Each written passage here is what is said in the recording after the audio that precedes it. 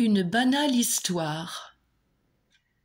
Après le dîner, servi directement de chez le traiteur par les circuits réservés aux abonnés, tandis que ses parents s'installaient comme chaque soir en face de leur télé-relief odorante, petit Martin fila en direction de sa chambre.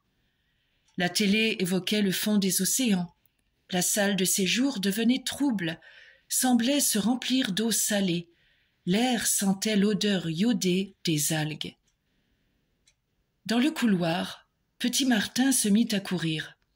Il avait grande envie de se retrouver seul, tranquille, et de lire ce qui lui plairait.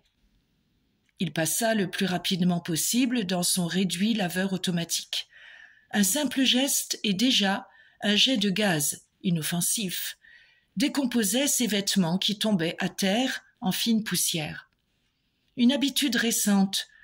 Les savants avaient recommandé de ne jamais porter 2 jours de suite les mêmes vêtements par mesure d'hygiène, et il était plus simple de les détruire après utilisation. L'eau pure fusa sur son corps de tous les côtés à la fois, suivie de jets mousseux, de savon régénérescent, puis par d'autres cascades d'eau. Tandis qu'un nuage d'air chaud le séchait, il songea à reculer la tête pour que le bras articulé, armé de la brosse à dents, ne pénètre pas dans sa bouche. Mais il renonça à cette idée, car il savait que s'il reculait la tête, la porte de sa chambre ne s'ouvrirait pas. La toilette ne dura que 20 secondes à peine. Petit Martin n'avait plus qu'à entrer dans son univers et se vêtir d'un pyjama. La chambre du garçon était ronde, avec pour seul meuble un grand lit, un coffre et une armoire à moitié enfoncée dans le mur.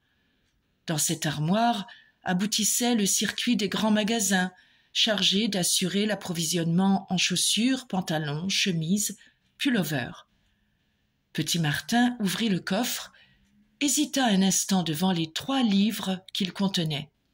Son père lui demandait de ne lire que les 2 premiers. L'un s'appelait le livre du savoir et renfermait en effet toute l'histoire des mondes et toutes les connaissances, aussi bien la mécanique que l'océanographie, les mathématiques lunaires, la grammaire utilisée par les habitants de la planète Antichoc, etc. Le second était le livre de la littérature universelle et des arts. Textes originaux de la Grèce antique, peinture martienne, musique sacrée de la planète Pluton, pour ne citer que quelques exemples. Mais c'est, bien entendu, le 3e que prit finalement le jeune garçon, celui qui s'intitulait simplement « Variétés ». Le livre ressemblait à une boîte à conserve des temps anciens avec des rainures fines, des boutons multiples et de minuscules manettes. Petit Martin, tenant l'objet, se laissa tomber sur son lit. Avec des gestes précis dus à une longue pratique, il fit son choix du bout des ongles. Il avait pris un récit de science-fiction et le livre rayonna soudain, tandis qu'au contraire, la chambre s'assombrissait. Sur les murs apparut un ciel étoilé et l'ombre d'une soucoupe volante. La voix du livre se mit à raconter doucement l'histoire de Pierre II. Le Slan, c'est une sorte d'être supérieur, donc le Slan venu d'un autre monde. La planète mousseuse venait de disparaître, étouffée sous le poids d'innombrables nuages pollués qui s'accumulaient autour d'elle depuis des siècles et qui finirent par l'anéantir. Tout mourut, les plantes d'abord, et puis les bêtes. Et les mousseux ensuite, protégés quelques jours seulement par des masques pourtant très perfectionnés. Seul Pierre II put s'échapper, le Slan le plus surdoué de la planète, prévenu du danger à la fois par son 5e, son 6e et son 7e sens. Il sut que les masques ne résisteraient pas, mais personne ne voulut l'écouter, personne ne voulut le suivre. Afin que la race des mousseux ne s'éteigne pas, il s'enfuit sur sa soucoupe, laquelle fonctionnait avec comme carburant l'effluve de sa volonté puissante, multiplié par un système de prismes et dirigé par un jeu de lentilles convergentes vers le moteur à piston.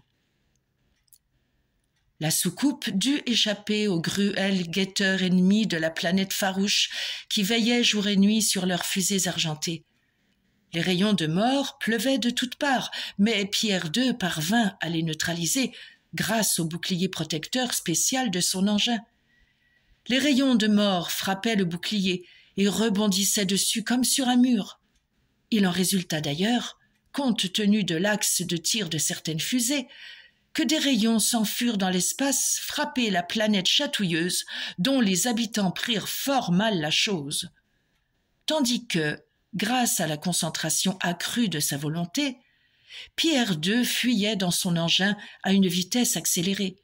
Les nains jaunes qui peuplaient la planète chatouilleuse déclarèrent la guerre à la planète farouche.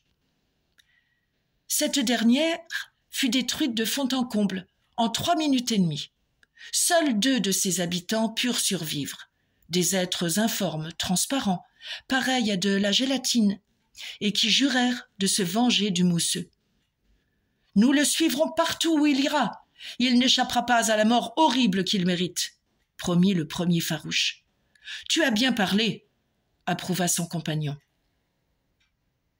Pendant ce temps, Pierre II continuait sa route à travers les galaxies sans nombre et sans limite, bien loin de se douter du nouveau danger qui le menaçait désormais. Le vol se prolongea durant de longues, très longues années-lumière, mais à la fin, le pilote se sentit fatigué. Il était seul, sans personne pour le remplacer. Il résista autant qu'il le put. À la fin, il céda. Le moteur de la soucoupe se mit à avoir des ratés, de plus en plus nombreux. L'engin ralentit sa course, frémit, trembla, se pencha d'un côté puis de l'autre. C'était la fin. Pierre II regardait par le hublot, respirant avec peine, les yeux obscurcis d'un voile de fatigue infinie. Il vit pourtant une masse sombre qui grandissait follement devant lui. Dans un dernier sursaut désespéré, il se laissa tomber sur le frein parachute. Et c'est pourquoi, cette nuit-là, en l'an 3789, la soucoupe mousseuse se posa doucement sur la planète Terre, au milieu d'un champ de betteraves cubiques, tout près de Soissons, en France. Le livre s'arrêta un instant de parler. Petit Martin voyait distinctement sur le mur panoramique devant lui la soucoupe, le champ de betteraves, et Pierre II évanoui au fond du véhicule. Il poussa un grand soupir à la fois de contentement et d'émotion. Il adorait la science-fiction que son père ne pouvait souffrir. Mais déjà, l'histoire recommençait. Les super radars de contrôle prévinrent aussitôt les terriens qu'il se passait quelque chose d'anormal en France, dans le département de l'Aisne. Les aiguilles s'affolaient, l'affaire s'annonçait grave. Des gendarmes à moto volante partirent sans attendre et découvrirent bientôt Pierre II. Ce dernier avait toutes les apparences extérieures d'un être humain de la Terre, sauf qu'il possédait 2 nez, donc 4 narines, ainsi que 4 sourcils, au lieu des 2 habituels. « Brigadier !» fit un gendarme observateur. « À mon avis, si je peux me permettre, cet étranger n'est point d'ici. »« Sûr !» répondit le chef. Il lui tourna le dos, mécontent d'avoir un subordonné plus rapide que lui. Pierre II ouvrit un œil. Il comprenait le langage des terriens grâce aux ressources supérieures de son cerveau de slane. Il s'inquiétait pourtant. L'air qu'il respirait sur Terre n'était pas le même que l'air mousseux d'avant la pollution. Il éprouvait davantage de difficultés à s'oxygéner, se sentait la tête lourde, fatiguée. C'est pourquoi il se laissa emmener sans résistance par les gendarmes terriens. Dès le lendemain, il comparut devant la commission supérieure des savants et des sages. Ceux-ci l'interrogèrent longuement, tandis que 3 détecteurs de mensonges surveillaient ses réponses à l'aide d'électrodes multiples reliées à son cerveau, son cœur, ses orteils. Pierre II raconta son histoire sans rien cacher. On le crut, et il reçut le droit d'asile sur Terre. On lui proposa même de lui changer le cerveau, afin qu'il s'acclimate plus facilement, et de lui enlever ses 2 narines et ses 2 sourcils supplémentaires. Il refusa, acceptant seulement une carte d'identité perforée, un logement au 44e étage de la Tour des Étrangers à Paris et 33 billes de verre, des agates, qui servaient de monnaie d'échange sur la terre depuis plus de 1000 ans.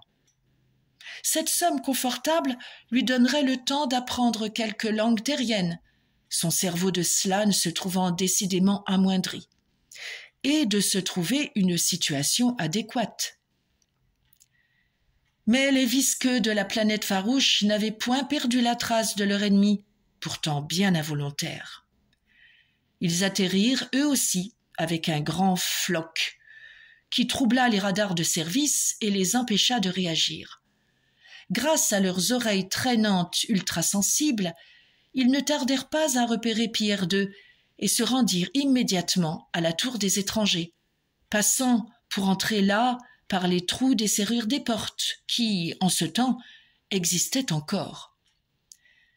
Il faisait jour, et les êtres de gélatine ne pouvaient frapper que la nuit. Ils devraient donc attendre, d'autant plus que Pierre II était absent, prenant chez un professeur particulier une leçon de monégasque, la langue la plus parlée à la surface du globe. Ils se cachèrent dans la tuyauterie de la salle de bain. Pierre II arriva enfin. C'était maintenant le soir. Il se sentait de plus en plus fatigué dans ce monde nouveau pour lui, et aucun de ses sens supplémentaires ne l'avertit, comme en temps ordinaire, de la présence du danger. L'ex-habitant de la planète mousseuse se coucha tranquillement, fredonnant une vieille chanson du pays. « Fais dodo, moussu, mon petit frère ». Cela le fit penser effectivement un instant à ses frères. Une grande tristesse l'envahit. Maintenant, il allait s'endormir, et c'en était fait de lui. En effet, les gélatineux avaient pour habitude d'attendre le sommeil de leurs ennemis et de s'introduire dans leurs rêves. C'est alors seulement qu'ils pouvaient frapper de l'intérieur. Oui, c'est ainsi qu'ils faisaient toujours pour supprimer les êtres vivants lorsqu'ils n'avaient pas de bombes atomiques et de fusées sous la main.